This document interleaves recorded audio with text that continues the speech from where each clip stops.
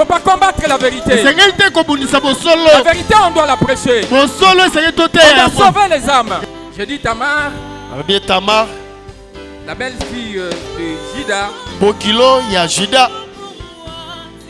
Elle a tenté une piège à son beau-père. Atieli Bokilo na emotambu. Il a enlevé les habits de veuve. Alongoli bilamba ya ba veuve. Qui est troisième style. Ouais, zali ya misak. Il a porté quatrième style. Alati sigo ya minei. Qui est les vêtements des prostituées. Bilamba ya mompono. Si vous vous prostituez. Sokiyo osala kinumba. Vous venez avec ces habits-là ici. Oyena bilamba na awa. Vous venez pour prostituer les hommes de Dieu. Votre robe est transparente. Nganzuna yo ezomona na tina kati. Votre pantalon donne toute votre silhouette. Pantalon nengo lati est dessiné makambo na ondengo zali. Quel habit devez-vous venir avec ici? Elamba oyo yaka na ngwa eza ya ndenge nini? C'est celle que Jacob avait donnée à Joseph. Eza oyo Jacob apesaki na Joseph. Étant fille du roi. Oyo ya mwana ya mokonzi. Nous devons nous habiller comme fils et filles du roi. Loko toza bana bakonzi senge tolata lokola bana ya bakonzi. Que nous ne soyons pas comme le demi-frère de Tamar. Tozala te lokola bandeko to ndeko ya Tamar. Bien habillé. Alati malamu. Mais le cœur noir.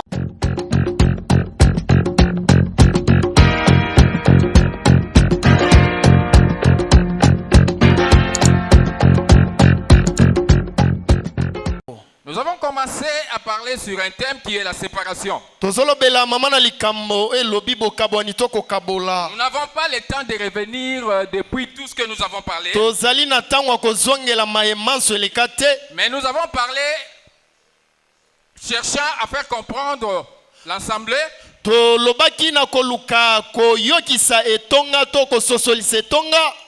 De se séparer du mal.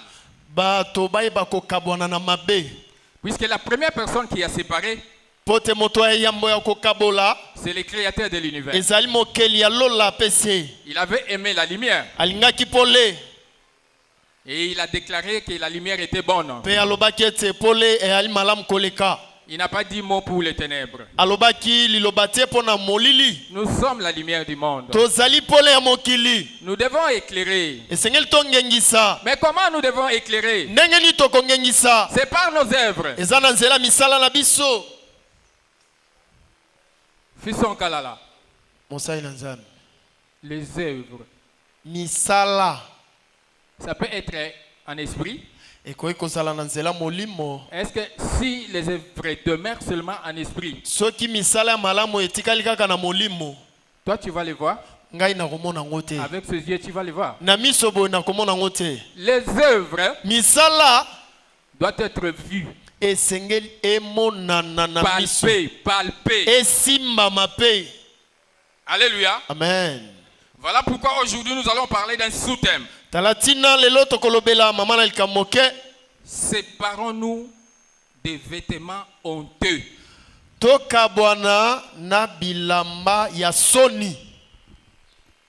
C'est avec ces sous-thèmes que nous allons finir notre thème de la séparation aujourd'hui.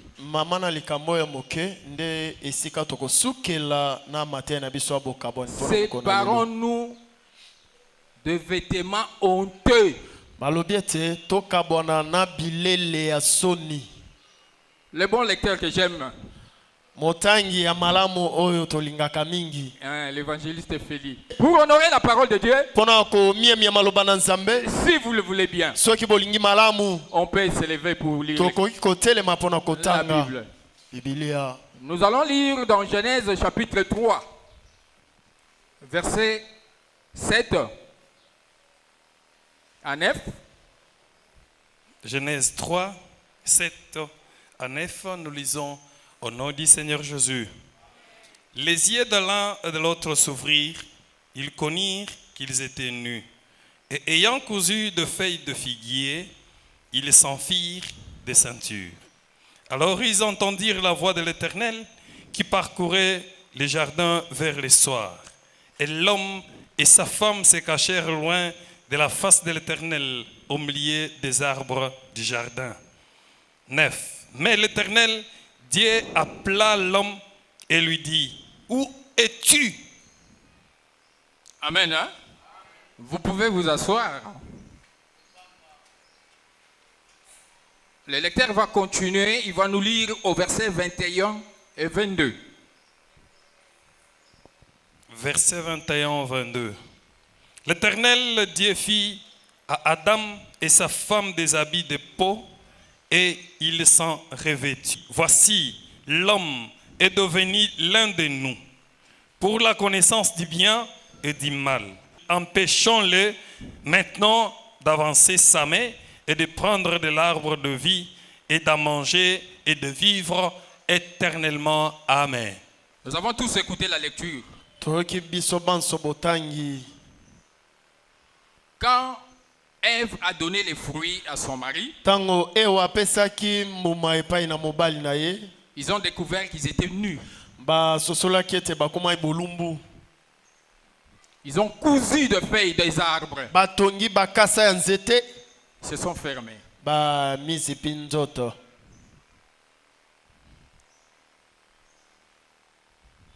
La Bible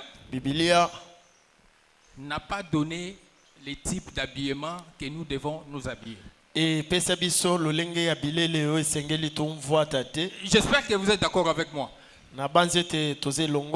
La Bible n'a pas détaillé de quel type d'habillement que son personnage biblique devait s'habiller.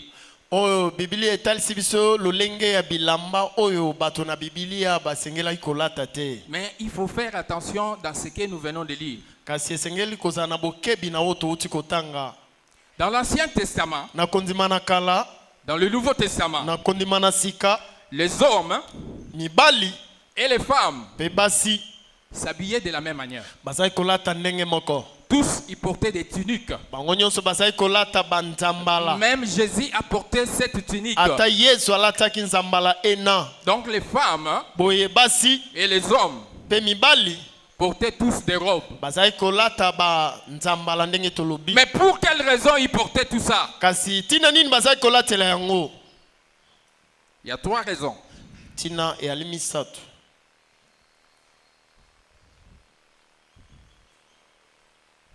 L'homme éprouvait de la honte. Moto azaki kotalisa soni. Adam et Ève, après avoir péché, la toute première chose qu'ils ont fait, ils ont remarqué qu'ils étaient nus. Ils ont coupé des feuilles. Ils ont cousu pour porter. Couvrir quoi? La nudité.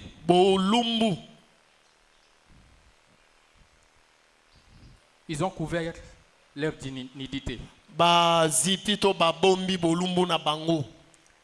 Ça c'est la première raison. Si l'homme se couvre, parce qu'il a le sentiment de la honte. Si l'homme n'a pas la honte, je pense que nous tous ici on pouvait être nus. Parce qu'il n'y a pas la honte. C'est comme ça Adam et Ève vivaient dans le jardin Éden. Il n'y avait pas la honte. Ils étaient nus. Ils se promenaient. Ils étaient libres. Pourquoi nous sommes vêtus et venir ici? Si réellement on n'a pas la honte. Pourquoi nous sommes là habillés comme ça? C'est parce que nous avons la honte. C'est ce qui nous pousse comme première raison de s'habiller.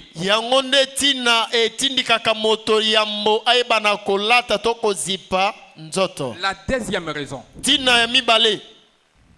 c'est la nature. Quand nous parlons de la nature, il fait tellement chaud dehors. Ici, nous sommes protégés par cette toiture. Pour ne pas être frappés directement par les rayons solaires, on se couvre de quelque chose. On doit s'habiller pour éviter les rayons solaires, pour éviter la pluie, pour ne pas être mouillé directement sur la peau, pour éviter le froid pendant la saison sèche. L'homme doit se couvrir. Alléluia. Amen. Ça, c'est la deuxième raison. Et la troisième, l'homme s'habille par rapport à son milieu.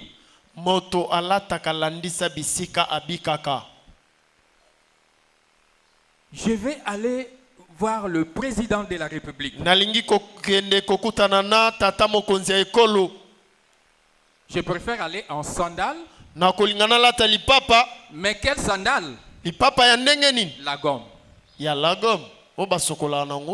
Je préfère aller avec le bras cassé. Écrit en grand caractère ici, Barça. Je préfère aller en culotte. À ce niveau de cuisse. Dès que j'arrive à l'entrée de la présidence, pour les gardes-corps qui me regardent, ils me font passer. Entrez-vous chez le président. Oh, jamais. Et ça le maté. Mais tu es habillé, non? Tu es en sandales la gomme. Avec une culotte ici. Avec tes bras cassés. Peut-être avec un chapeau. Tu es allé voir le président. Ce n'est pas le président qui t'achète les habits. Il n'a pas à te réclamer pourquoi tu es venu chez moi comme ça. 3 raisons. La honte. La nature. Et les milieux.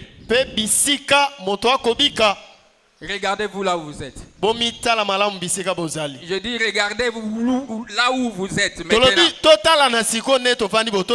ne dis pas dans la pensée. Je ne dis pas dans l'esprit. Le temple, hein? représente l'image de Dieu. L'image des gens qui rentrent dans ces temples. La religion dont ces gens-là prient, ce n'est pas ce que nous avons dit dimanche passé. Maintenant je dis, regardez-vous là où vous êtes. Vous représentez quel Dieu? Vous représentez quelle religion? Et vous-même, vous êtes comment?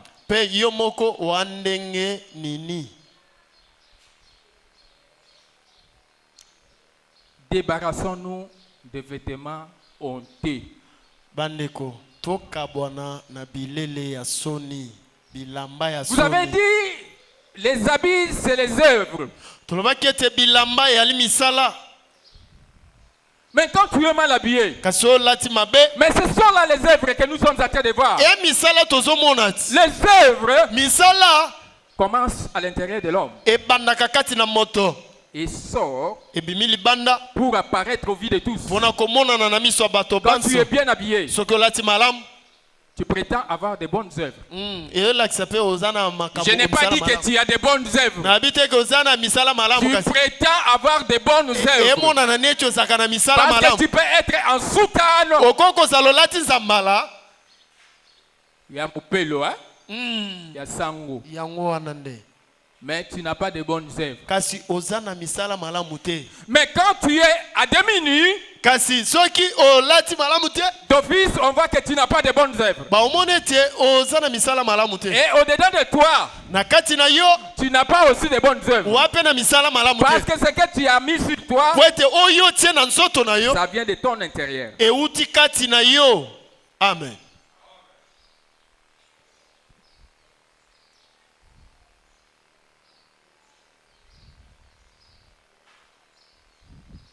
Adam et Ève, ils ont cousu des feuilles. batongi bamakasa. Je pense qu'ils se sont constatés qu'ils étaient bien habillés. Na banze te baompe bamona ki te balata imala. Quand ils ont cousu les feuilles, tang batonga ki makasa na bango. c'était déjà bien pour eux. Bamoni te balata ki mala. Mais ça m'étonne. Kasi comme sanga Dieu tout-puissant arrive. Zambe na nguya ye. Il leur couvre de peaux de bêtes. Saleli bango to azipi Et bango na pourtant ils poso étaient déjà couverts. Nzokande bango ba misipaki déjà. Vous allez me dire, les vêtements sont des œuvres. Adam et Ève avaient des vêtements cousus avec le feuille d'arbre. Mais Dieu vieille, il le fait porter des peaux de bêtes.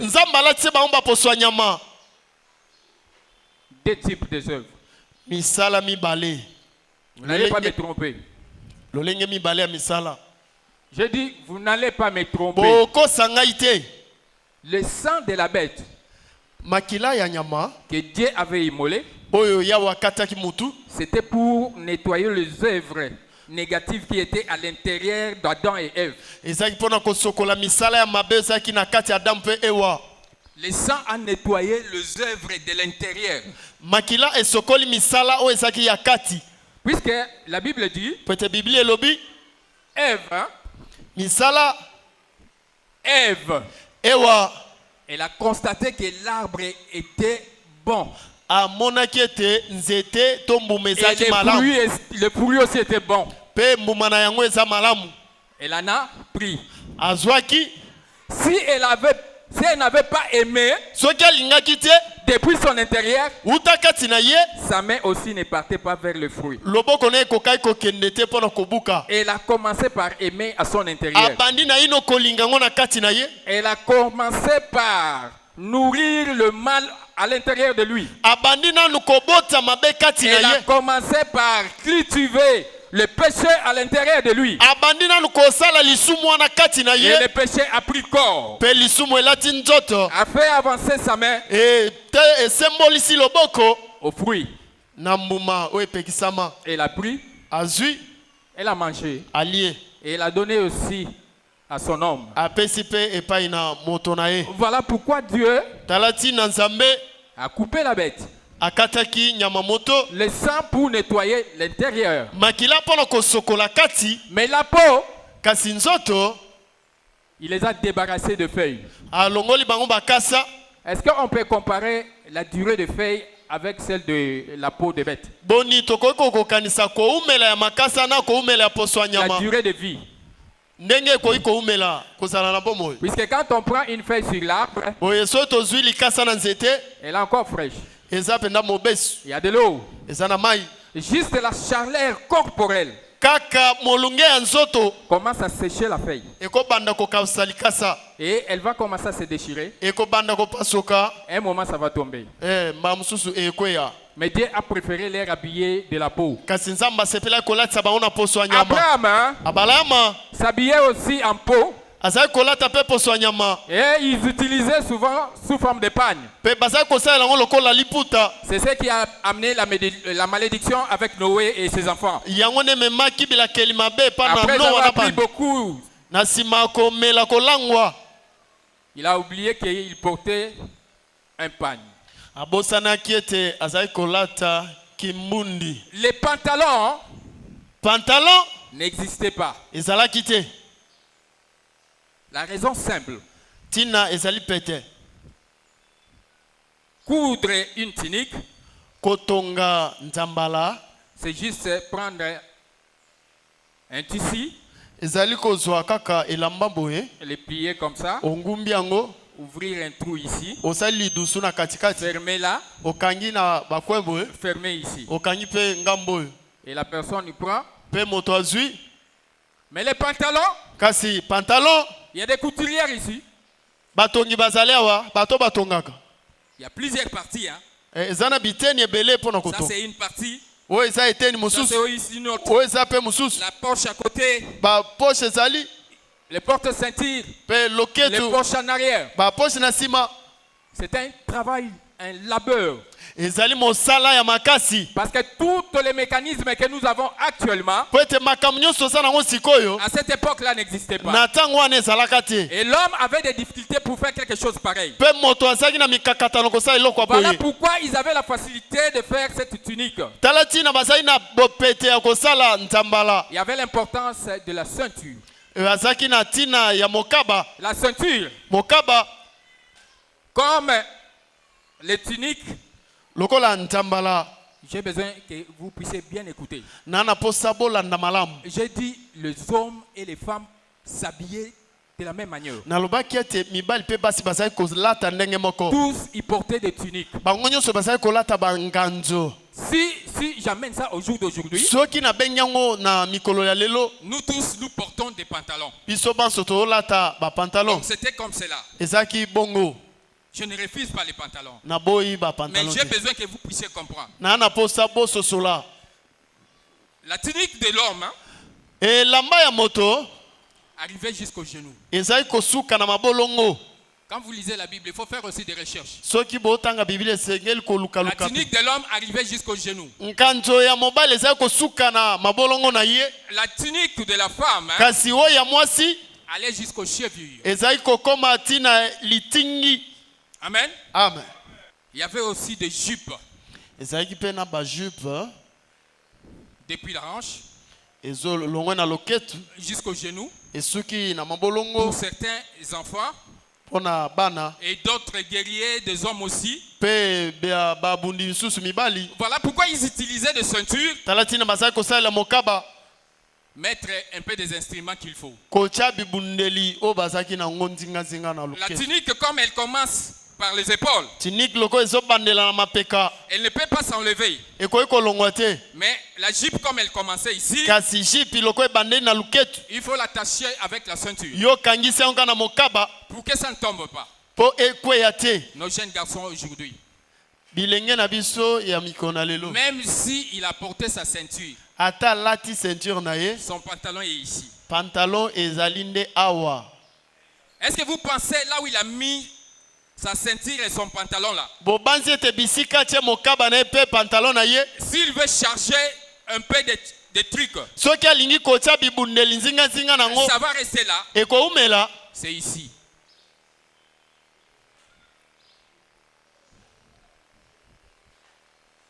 La ceinture permettait à ces gens-là,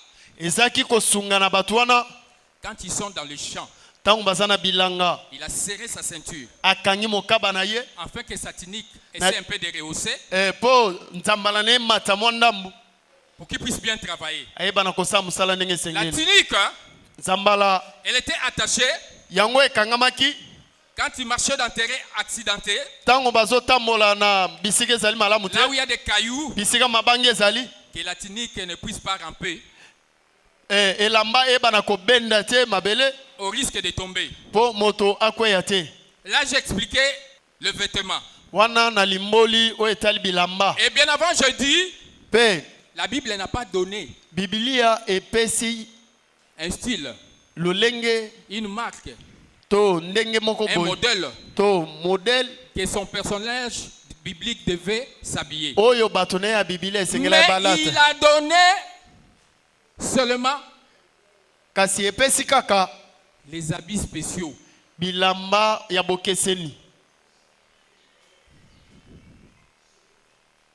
La Bible parle des habits spéciaux.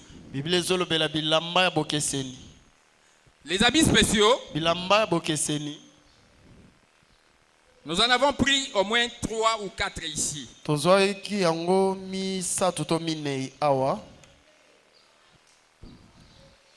Il y avait des habits que portait le fils du roi.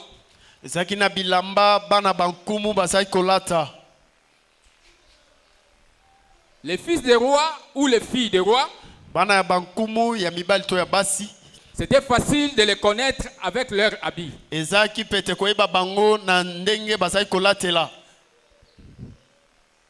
Jacob, il a donné à son fils Joseph une tunique multicolore. Il n'a pas donné à d'autres garçons. Mais à Joseph, il lui avait donné une tunique à multicolore.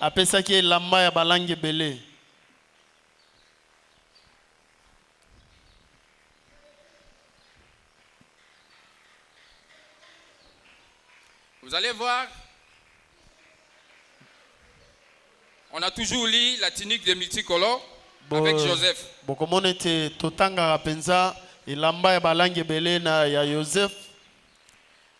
Mais on trouve aussi dans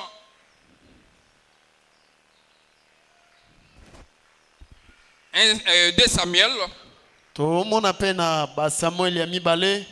13, 12 à 19. On nous parle de la fille du roi David.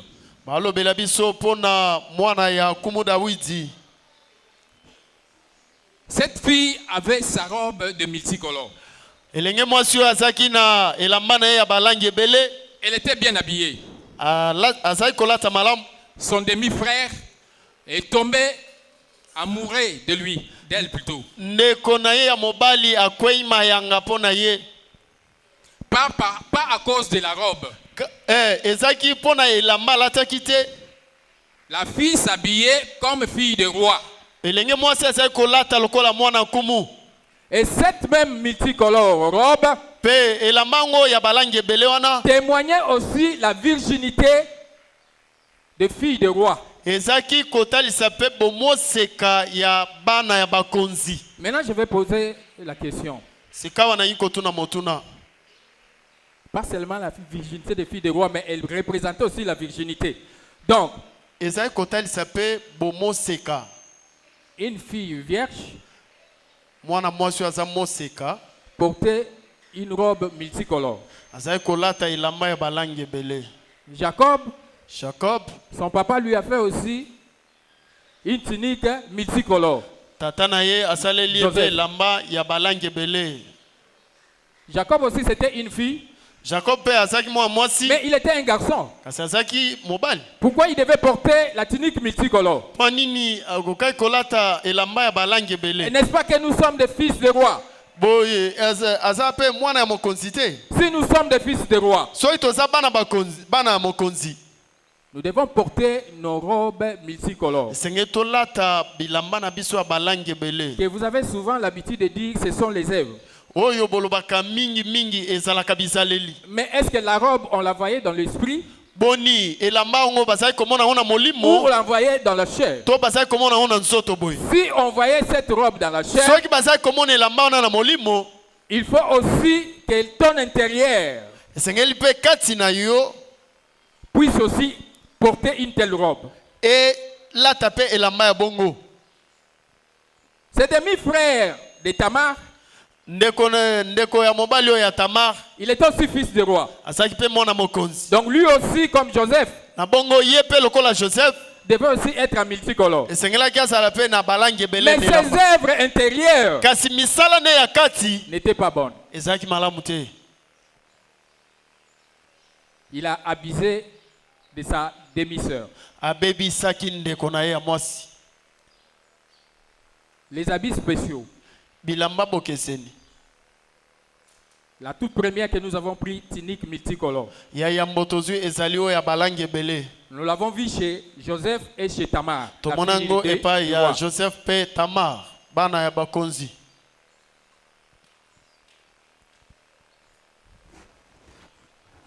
Maintenant, la Bible dit ceci. Quand ses demi-frères s'est abusé de sa sœur, la sœur, la toute première chose qu'elle a fait, elle a déchiré sa robe.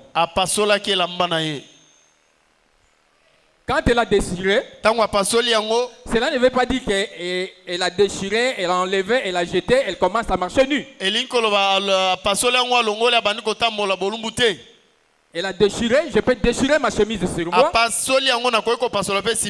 Mais elle reste toujours sur moi. Mais quand vous regardez, vous voyez que ma chemise est déchirée. Maintenant on donne un nom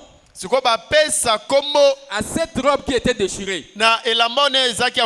On dit, après avoir déchiré, elle a commencé à marcher ça et là comme si elle était en deuil. Troisième type de vêtements. Plutôt deuxième. La première, multicolore. Deuxième, deuil. Et l'habit, le vêtement de deuil, il est comment? Déchiré. Déchiré. Vous marchez? Les habits déchirés. Vous vous dites que je me suis bien habillé. Et je suis à Katafumbwa. Tu ne répètes pas toi. Mais c'est ça. Vous marchez avec vos Katafumbwa. Les habits déchirés. Les dos dehors.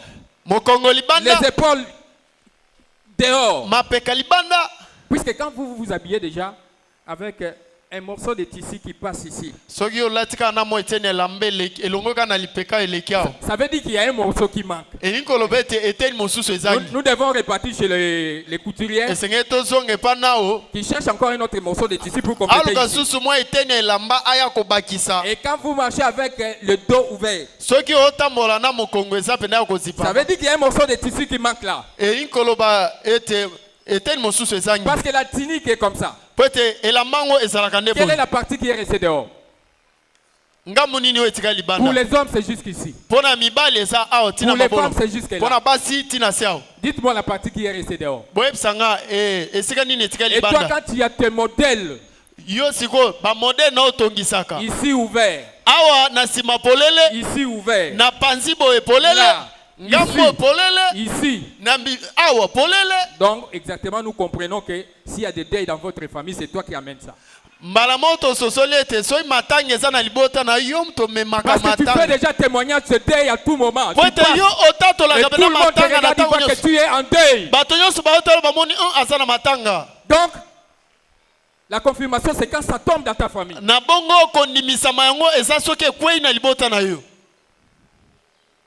Ne nous amenez pas de veillées mortières à tout moment dans nos maisons.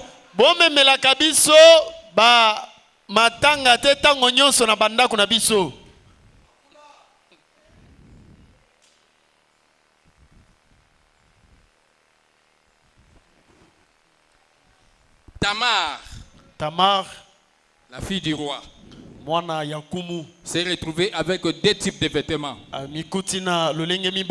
Multicolore, tenue de deuil. Il y a aussi une autre Tamar, la belle fille de Juda. La belle fille de Juda, elle était habillée en veuvage. Voilà. Elle était habillée en veuvage. C'est un type d'habit. Et vous êtes en train de retenir. Nous sommes au troisième. Donc quand on l'a regardé, on voit directement que non, celle-là, elle a perdu son mari. C'est la Bible qui a écrit, c'est pas moi. La Bible a dit, elle a enlevé ses habits de veuve. C'est pour dire que ses habits à elle, depuis qu'elle avait perdu son mari, si elle passe là, si elle passe ici, tout le monde pouvait constater que celle-là, elle a perdu son mari. Mais comme son mari ne lui avait pas laissé l'enfant, qu'est-ce qu'elle fait? La Bible dit, elle va aller s'habiller comme des prostituées.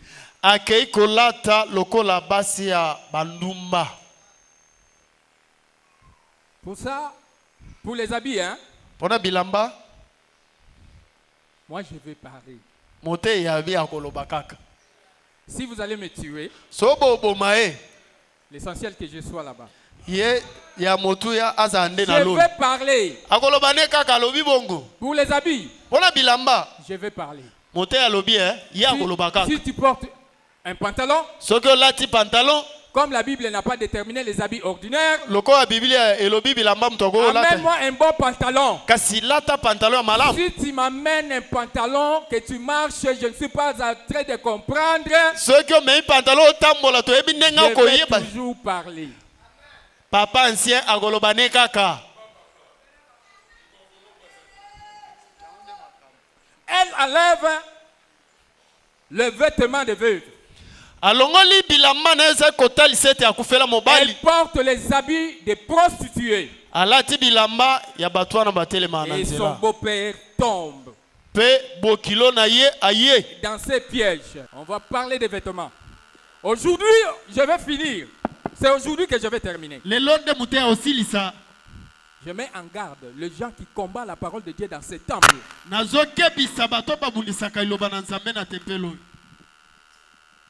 Les gens qui n'aiment pas la vérité dans ce temple, je le mets en garde. Même si vous entrez par là-bas, vous sauterez par ici. Vous entrez par ici, vous sortez par là-bas. Le Saint-Esprit est tenté de vous voir. Vous combattez la vérité. Il ne faut pas combattre la vérité. La vérité, on doit la prêcher. On doit sauver les âmes. Dieu révèle tout ce qui se passe dans ce temple. Et pendant tout ce temps de ces prêches, nous avons constaté tout ce qui s'est passé dans le monde obscur. Dieu nous les a montrés. Nous ne sommes pas ignorants. Il faut faire attention. Puisque si Dieu décide de frapper, ce n'est pas nous qui avons frappé. Ne combattez pas la vérité. Et moi, de mon côté, pour parler de la bénédiction, je préfère parler de quitter les péchés. Parce que j'ai toujours retenu les miracles accompagneront ceux qui auront crié. Quand vous avez quitté les péchés, les miracles sont debout là à côté de vous. Et dès que vous commencez votre premier pas, les miracles commencent à vous suivre. Vous irez avec ces miracles jusqu'au bout. Mais si vous voulez qu'on vienne vous dire ici, sois béni, achète des parcelles, tu vas acheter aujourd'hui, demain l'eau va casser la maison, il y aura une forte pluie. Quand tu achètes par les miracles qui t'accompagnent, Dieu va te donner un très bon endroit.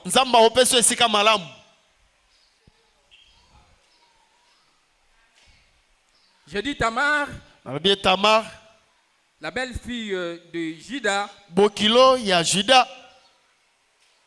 elle a tenté une piège à son beau-père. Il a enlevé les habits de veuve, qui est 3e style. Il a porté 4e style, qui est le vêtement des prostituées. Si vous vous prostituez, vous venez avec ces habits-là ici pour faire quoi? Vous venez pour prostituer les hommes de Dieu. Quand vous entrez là-bas, on vous voit tel que vous êtes. Votre robe est transparente. Votre pantalon donne toute votre silhouette.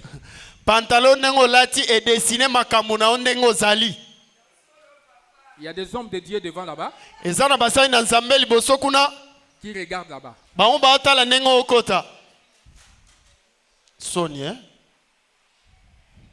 Je suis en train de courir.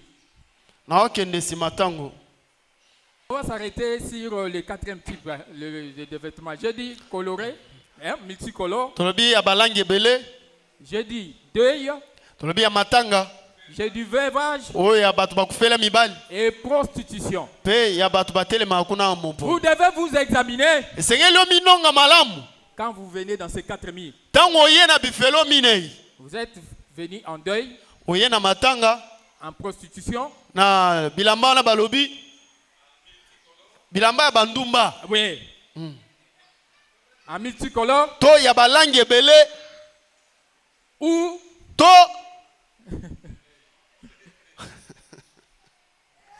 quel habit devez-vous venir avec ici?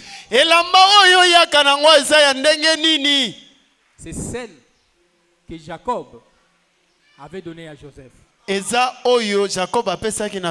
Étant fille du roi, nous devons nous habiller comme des fils et filles du roi.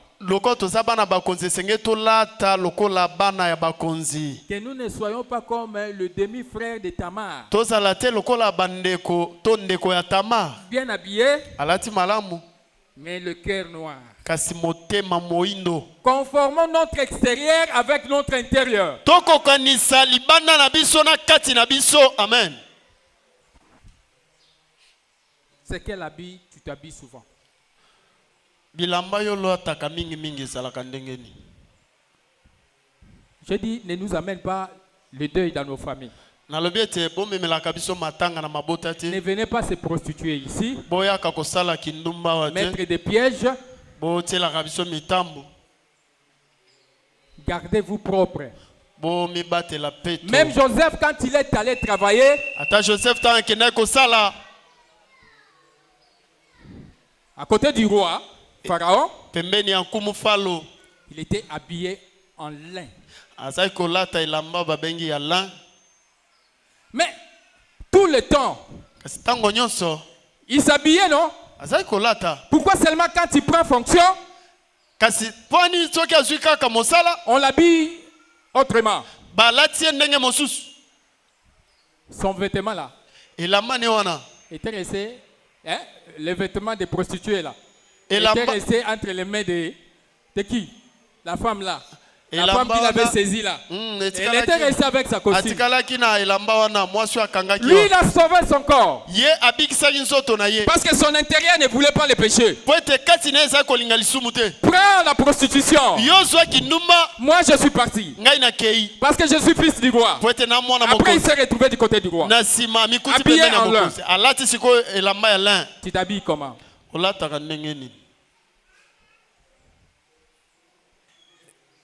Et Lécan s'en alla dans sa maison à Rama, et l'enfant fit au service de l'Éternel devant le sacrificateur Élie. Les fils d'Élie étaient des hommes pervers. Ils ne connaissaient point l'Éternel. 21, 22. Oui. Lorsque l'Éternel... Jusqu'à 14, vous n'avez pas arrivé là. Vous n'êtes pas arrivé à 14. Jusqu'à 14. Oui. Je reprends 11. Elkan s'en alla dans sa maison à Ram, et l'enfant fit au service de l'Éternel devant le sacrificateur Élie. Les fils d'Élie étaient des hommes pervers, ils ne connaissaient point l'Éternel. Et voici quelle était la manière d'agir de ces sacrificateurs à l'égard du peuple. Lorsque quelqu'un offrait un sacrifice, les serviteurs du sacrificateur arrivaient au moment où l'on faisait cuire la chair, tenaient à la main une fourchette à 3 dents. Ils piquaient dans la chaudière, dans le chaudron, dans la marmite ou dans le pot, et tout ce que la fourchette amenait, les sacrificateurs le prenaient pour lui. C'est ainsi qu'ils agissaient à l'égard de tous ceux d'Israël qui venaient là à Silo.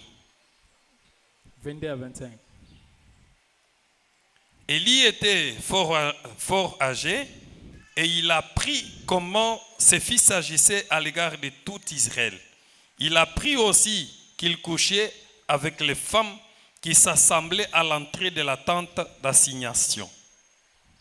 Il leur dit: pourquoi faites-vous de telles choses? Car j'apprends de tout le peuple vos mauvaises actions. Non, mes enfants, ce que j'entends dire n'est pas bon. vous faites pécher le peuple de l'Éternel. Si un homme pêche contre un homme, Dieu le jugera. Mais s'il pêche contre l'Éternel, qui intercédera pour lui? Et ils n'écoutèrent point la voix de leur père,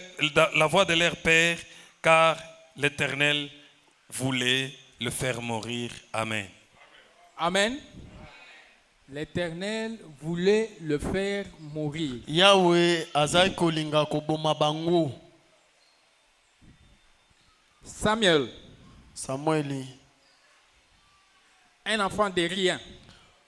Mwana Yapamba. Yapamba. Il n'était pas parmi les serviteurs de Dieu. Azaki na kati ya basai na nzambe te na kati ya baboti na. Mais Samuel, il sort de nulle part. Auti na pamba penda na libungu tulu. Il vient récupérer la place des enfants d'Élie. Ayeko so esika ya bana ya Eli nganga nzambe. Ces enfants étaient déjà des serviteurs. Banana bazaki déjà basai na nzambe. Dans le temple. Na tempelo. Ils servaient. Bazaki ko salela nzambe déjà. Mais ils servaient comment? Kasi bazaki ko salela nzambe ndenge nini? Ils n'étaient pas droits. Bazaki alimate. Ils servaient pour leur compte personnel. Tout ce que nous sommes en train de faire, en commençant par la coiffure, si tu le fais pour ta gloire, on vient te le dire, arrête cette coiffure. Quand tu restes têtu, si tu ne veux pas le faire, ce n'est pas quelqu'un qui t'empêche, mais c'est le Seigneur lui-même qui veut te mettre à mort pour que tu sois remplacé par Samuel.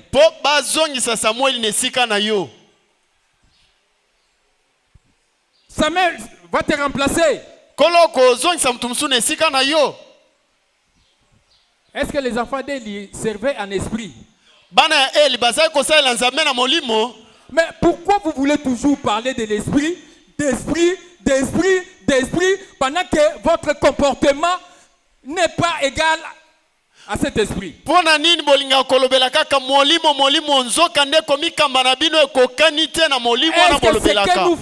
Ce que vous faites, c'est ce que l'esprit nous dit de faire. Plus loin encore,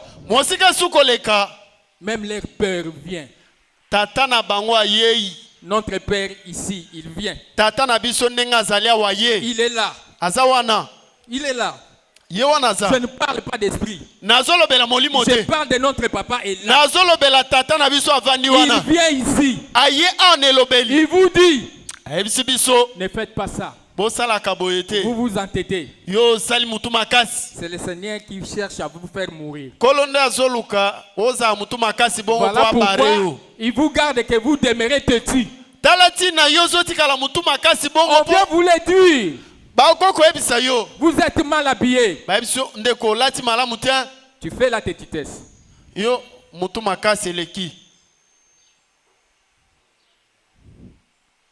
La Bible a dit, l'Éternel Yahweh voulait le faire mourir.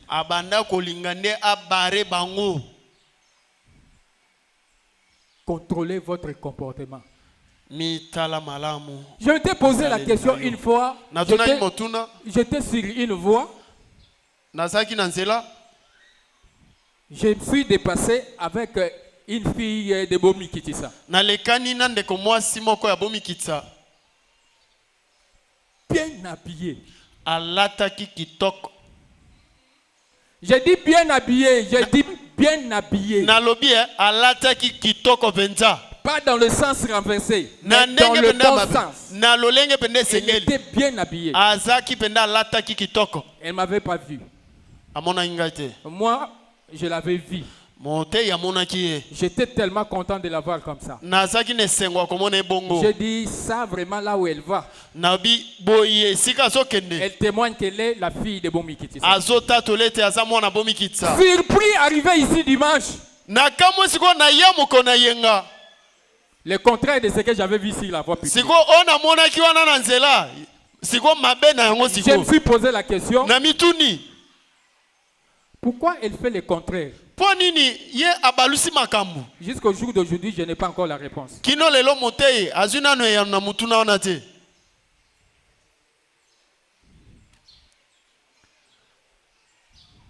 Elle dit à ses enfants, ce que vous faites, ce n'est pas bon.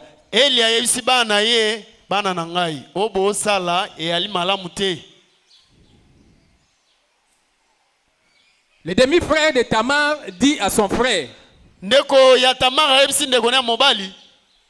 serait mieux d'aller dire à papa. Si papa pouvait permettre, il n'y aura pas de problème.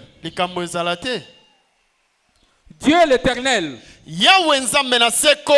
il dit à David, quand il a touché à la femme d'Uri, si tu m'avais demandé, la parole que Dieu avait dit à David, c'est cette même parole que Tamar avait dit à son demi-frère. La fille cherchait à ce que son frère aille demander l'autorisation. Dieu aussi dit à David, il fallait me demander. Est-ce que tout ce que tu fais là, tu as demandé la permission? Ce que tu fais, tu as demandé la permission. Mais voilà pourquoi il y a sanction. Ne touchez pas à mes ouins. Qui est ouin? Le ouin, c'est celui qui obéit à la parole de Dieu. Les sanctions ne s'écartent jamais. Si tu as péché,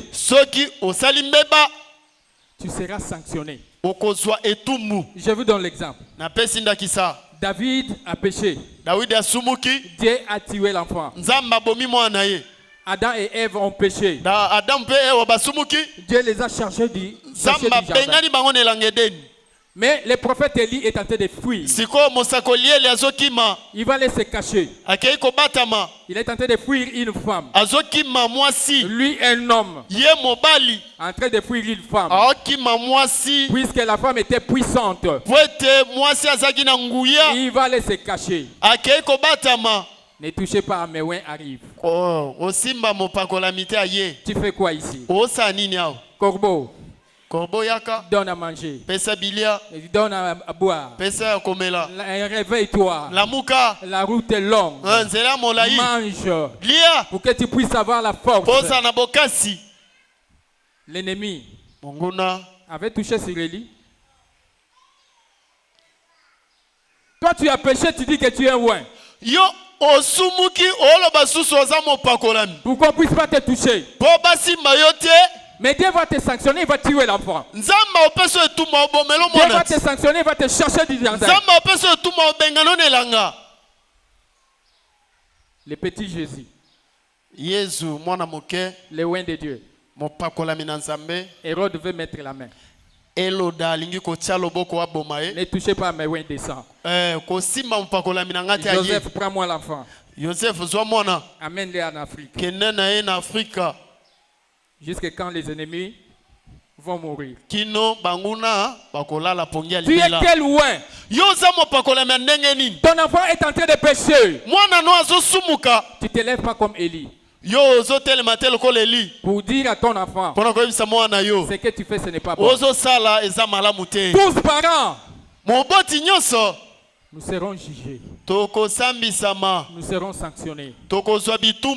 Parce que nous disons que nos enfants ont grandi. Est-ce que les enfants d'Élie étaient des petits garçons? Ils avaient déjà l'âge, non? Des grandes personnes, non? Des serviteurs de Dieu, non? Pourquoi Élie est venu le parler? Je n'arrive pas à parler parce que je suis déjà vieux. La Bible dit quoi? Élie était avancé à... Mais vous avez quel âge que vous n'arrivez plus à dire à vos enfants d'abandonner de mauvaises actions? Au moins ta bouche sait avaler quelque chose. Mais cette bouche est incapable de dire à ton enfant ce que tu fais, ce n'est pas bon.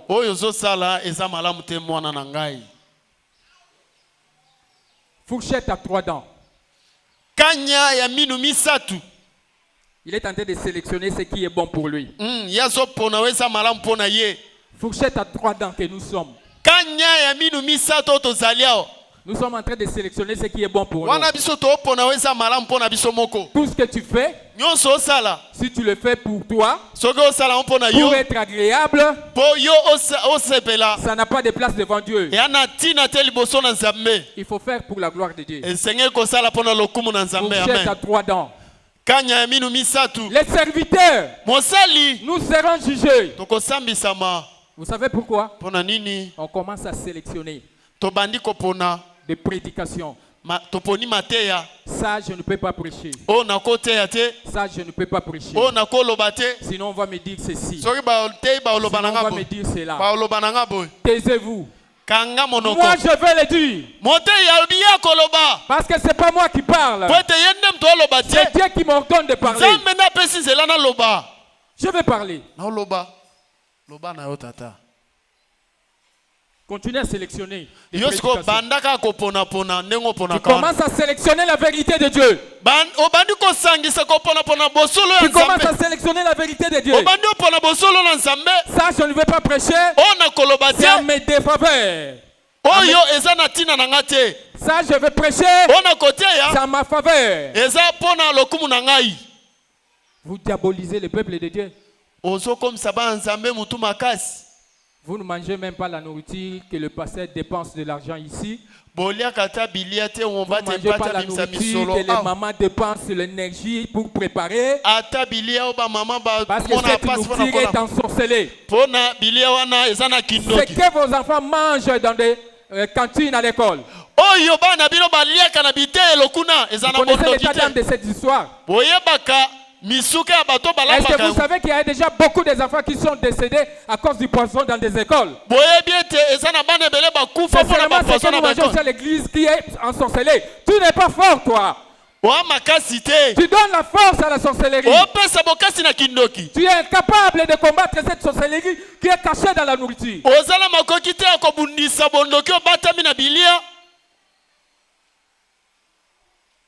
Dans une ville, on voit la viande humaine.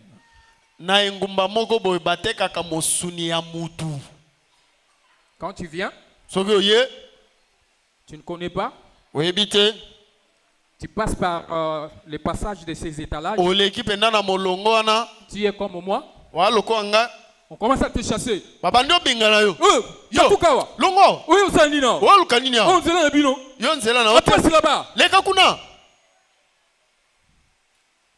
Vous connaissez les allumettes? Même si tu n'es pas de ce monde-là, tu prends seulement une tige d'allumette. Vous qui avez des cheveux là, vous mettez ici. Quand tu rentres là, tu passes. On se dit que non, tu es de ce camp-là.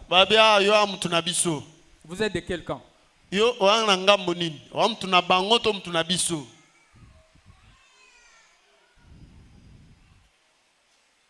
J'ai dit les serviteurs de Dieu, vous commencez à trier. Ça, je vais prêcher, ça, je ne veux pas prêcher.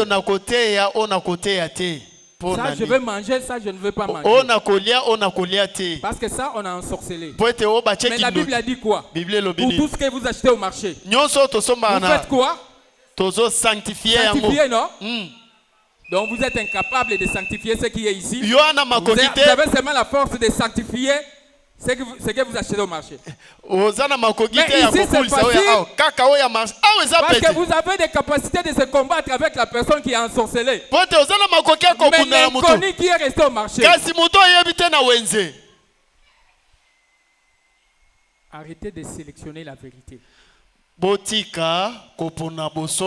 la vérité. Amen. Quand vous ne voulez pas dire la vérité à l'assemblée, vous serez sanctionné. Il faut dire la vérité. Nous étions en train de parler sur la séparation. Nous avons dit, séparons-nous de tout ce qui est péché. Vendredi, nous avons dit, qui nous séparera de l'amour du Christ.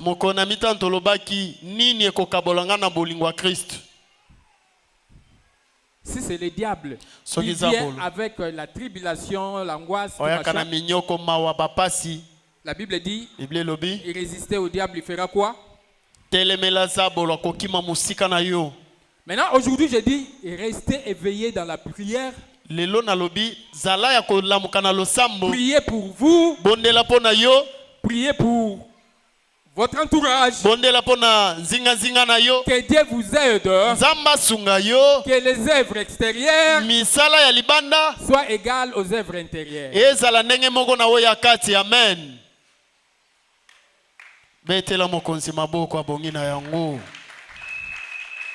Je voulais continuer comme vous avez acclamé, j'ai arrêté. Que le Seigneur vous bénisse.